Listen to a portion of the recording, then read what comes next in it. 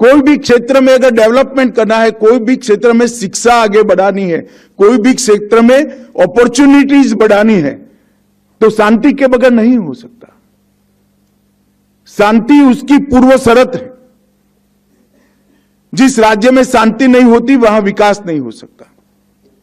और नरेंद्र मोदी जी की सरकार ने उत्तर पूर्व के अंदर शांति करने का काम किया। हमने उत्तर पूर्व को अंतरिक्ष प्रौद्योगिकी से भी बहुत फायदा करा है।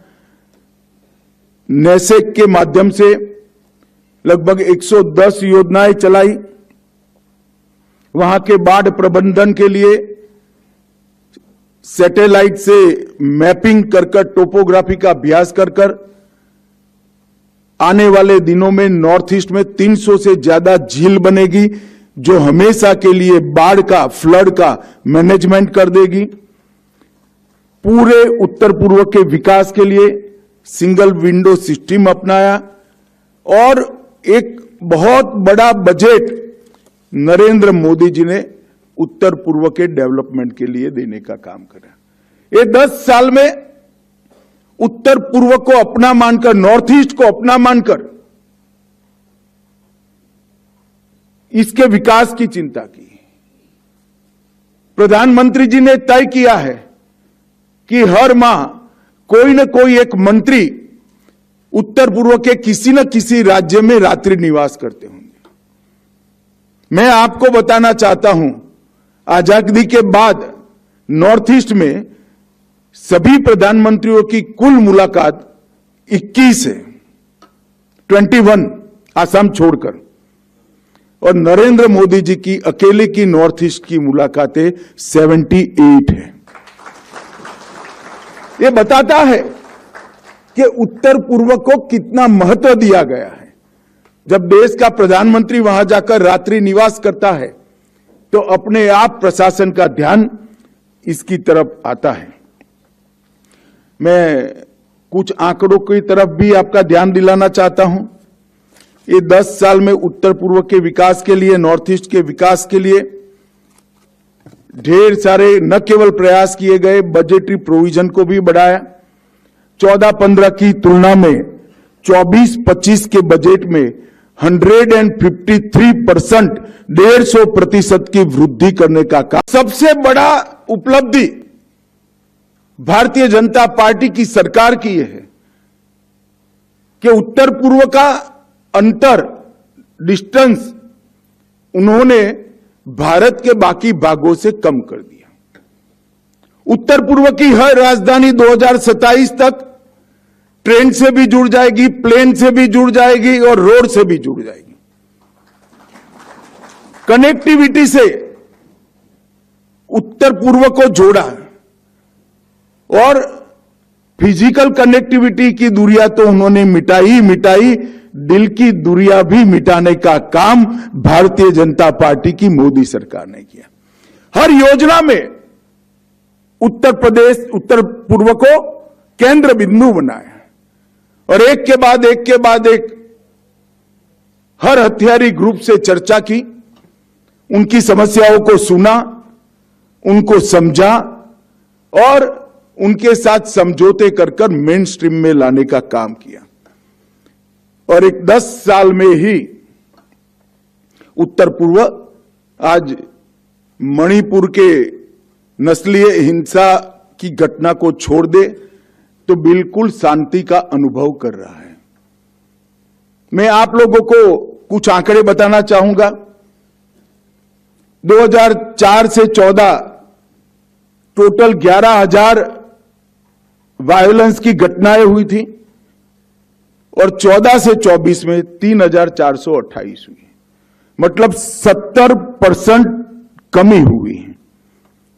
सुरक्षा बलों की मृत्यु में भी 70% कमी हुई है और नागरिकों की मृत्यु में 89% की कमी ये 10 साल में दर्ज की है। हमारा उत्तर पूर्व आज शांति का अनुभव करे, चाहे मेघालय हो, अरुणाचल हो, आसाम हो, नागालैंड हो, मिजोरम हो, सभी हथियारी ग्रुपों के साथ हमने समझौते किए और लगभग 10,500 से ज्यादा विद्रोही हथियार डालकर मेन स्ट्रीम में आए हैं और 10 साल में 12 महत्वपूर्ण समझौते करने का काम हमारी सरकार ने किया।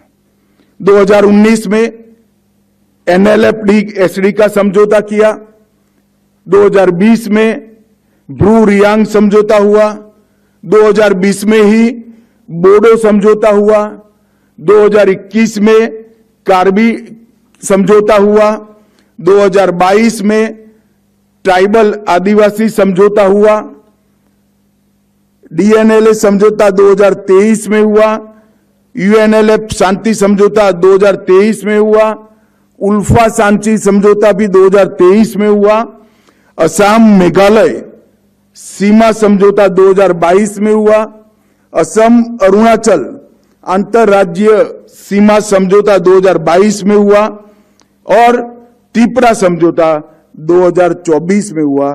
NLFD-AFT के साथ भी समझौता 2024 में हुआ और ये सभी समझौतों के तहत 10,500 से ज्यादा युवा हथियार डालकर मेन स्ट्रीम में आए हैं। आप कल्पना कर सकते हैं इतने उत्तर पूर्व के 8 राज्यों में 10,000 लोग ऑटोमेटिक वेपन्स लेकर, विदेशी हथियार लेकर घूमते हैं और हर राज्य के विकास को बाधित करते हैं, तो राज्यों का विकास कैसे हो सकता है? हमारी सरकार ने एक भारत श्रेष्ठ भारत के तहत उत्तर पूर्व की भाषाएं, बोलियां, संस्कृति, वेशभूषा, परंपरागत नृत्य, कलाएं, उनको तो सम्मानित भी किया, उनको सुरक्षित भी किया और 10,000 लोगों को सरेंडर कराकर, हथियार डलवाकर मेन स्ट्रीम में लाकर पूरे उत्तर पूर्व के अंदर हमने एक शांति का वातावरण किया। युवाओं, आपको भी अनुभव आता होगा, शायद आपकी उम्र में ये दिन बहुत देखने नहीं आए होंगे। आपके माताजी पिताजी को, अभिभावकों को पूछेंगे तो आपको मालूम पड़ेगा कि किस प्रकार का माहौल था। नॉर्थ ईस्ट में फैक्ट्री का मतलब होता था ज्यादा से ज्यादा अच्छा इन्वेस्टमेंट, तो कागज बनाने की फैक्ट्री, बांबू के प्रोसेस की फैक्ट्री। आज असम में 27,000 करोड़ का सेमीकंडक्टर का प्लान आ रहा है जो आपके लिए काम करेगा। और इतना ही नहीं, और 2.5 लाख करोड़ का इन्वेस्टमेंट आ रहा है और हमारे शिक्षा मंत्रालय ने सभी यूनिवर्सिटियों को यहां बुलाकर उनके कोर्स के विद्यार्थियों की संख्या को, इंजीनियरिंग पढ़ने वाले विद्यार्थियों की स्ट्रीम को रीसफल कर सेमीकंडक्टर, एयर कनेक्टिविटी, इंफ्रास्ट्रक्चर और अलग अलग प्रकार की इंडस्ट्री जो वहां जा रही है, पैकेजिंग इंडस्ट्री, ये सब के लिए कोर्सेज शुरू करने का भी काम किया है। आप मेरी बात विश्वास से मानिएगा, नींव डालने का काम इस 10 साल में हुआ है। 10 साल के अंदर नॉर्थ ईस्ट के एक भी बच्चे को, एक भी युवा को देश के अन्य हिस्से में काम करने के लिए नहीं जाना पड़ेगा। नॉर्थ ईस्ट में ही आपको रोजगारी।